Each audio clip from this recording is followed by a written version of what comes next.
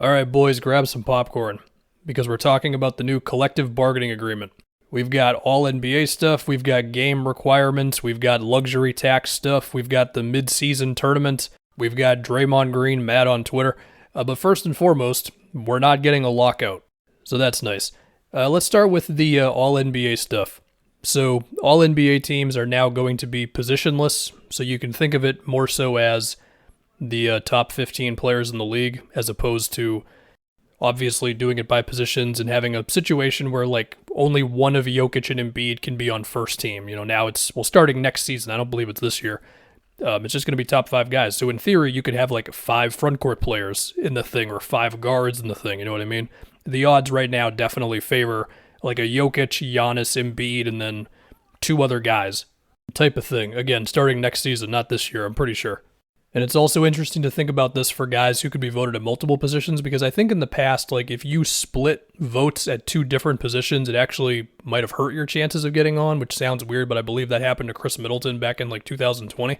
I suppose if they wanted to do a sort of middle ground of the old and this, they could have done like a two front court guys, two back court guys, one wild card, like either position, or you could have done three front court, two back court for each team. They decided on this. I'm fine with it. The other thing is the 65 games played requirement in order to qualify for awards and all NBA teams and all that. And, this one, in one sense, I like it. I think it's fine to have just that hard line there.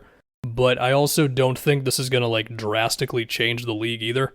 But if it makes star players play a couple extra games for the sake of qualifying for all NBA and MVP, then overall, again, I think it's cool. I have seen people bring up, well, what if a guy like starts a game just for the sake of getting another game played on the thing, but then he like sits immediately, but then that could mess up your averages. Like, yeah, in theory, that could be a thing. The other thing too is that voters already used games played as a gauge for all this stuff. So, and usually like 65 games played was around like the artificial line for most voters, where it was like, well, it's starting to get a little tougher if like another guy played 77 games or something. Again, this is for all NBA, MVP, all that stuff. But still, I'm fine with the 65 game line. Speaking of voters, I'm pretty sure that we still have it in place to where all NBA team and all that determines like the contracts that guys can get on extensions and all that. And okay. Next, we're going to go to the in-season tournament. And if you want to dive into just the temperature around NBA internet on this thing, I would say more people are probably like, what's the point of this? As opposed to people being excited about it. I would say I'm just kind of in the middle. Maybe it'll spice up the regular season. Maybe it doesn't, in which case it's still the same regular season in like December or whenever the tournament would be.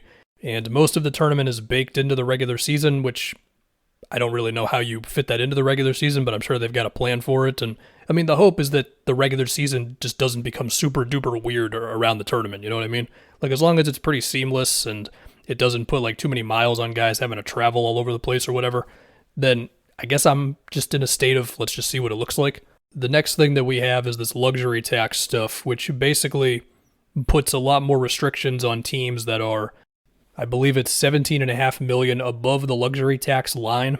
And, within this, there was something in there about how the luxury tax is going to be raising at a larger rate than it has in the past. So, okay. And also, the salary cap is going up over the next few seasons, so for what all that's worth. But pretty much, man, if you are within that range of salary, then you cannot trade a draft pick 7 years out. You do not get your taxpayer mid-level, which is about $7 million, which is like a decent chunk of change in order to add, like, I don't know, the eighth guy to your rotation or whatever. And also, if you want to make a trade, your salary cannot go up at all. So in the past, it might have been able to go up by like effectively $1, and it was fine. And the example that Tim Bontemps used was the trade that the Clippers made last season to get Norm Powell and Robert Covington. Under these new rules, they would not be able to do that. There might have been something else that I missed as well, but it seems like the entire internet does not like this, and that includes Draymond and everything he had to say on Twitter. Pretty much, man, they just made it a lot harder for contenders to make moves, and I don't really know why that needs to be a thing. The other side of this, too, is the conversation about why are we giving a break to owners who don't want to spend as much as others when they're all billionaires and all that, which, like, yeah, totally. And it's not even as if this is some sort of, like, attempt to allow small market teams to compete with big markets. It's like, bro, The Grizzlies and the Thunder are small markets, and they're both doing very well right now through drafting and trades. The Bucks are a small market. They have Giannis because they drafted him at number 15. The Knicks have been the largest market in the league for as long as I've been alive, I think. And, I mean, it's going well for them right now, so that's good. But for most of the 21st century, we know how it's been for them. I mean, the Warriors are a big market now, but before they drafted Steph Curry and Klay and Draymond, they were not. So yeah, pretty much for teams that are just a couple of moves away, but you're over the luxury tax or whatever, you're looking to compete for a title, it just got a lot more difficult. And I mean, look, the best contract in the NBA is still the rookie contract for a guy who's really good, right? It's like a cheat code for 4 years where you have like an amazing player on like $6 million or whatever. And I guess that sort of thing became even more coveted after this. There are some other things, like there's players now who are able to invest in like teams or something adjacent to teams. I don't know. I'm nowhere near smart enough to know what that is or have a take on it. And also players can smoke weed now, so that's cool.